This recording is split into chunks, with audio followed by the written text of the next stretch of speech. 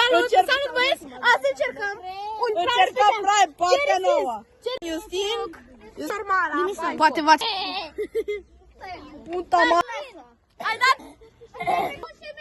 Puta madre. Se merită sticla. E friz încercăm. Astăzi. E apă plată! E apă plată! Nu mai Bă, sunt. și după pune ce apă caldă, după pune ce apă rece ca să se facă albă. Tu taci drept. Am încercat, am Mamă, ce apă bună! Da-te! Cum Ia, dai niște apă? ia.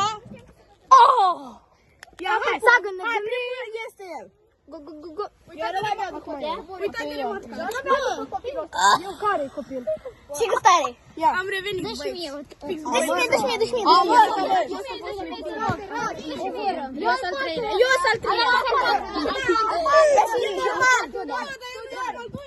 Are gust normal. Bă, dă-și mie. Ia, Justin.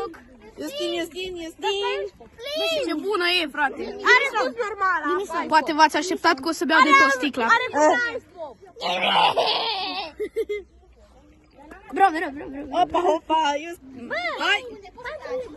Puta madre. Are gust ice pop. Yes, bro. Ai dat degeaba 5 lei cu... Are gust ice pop.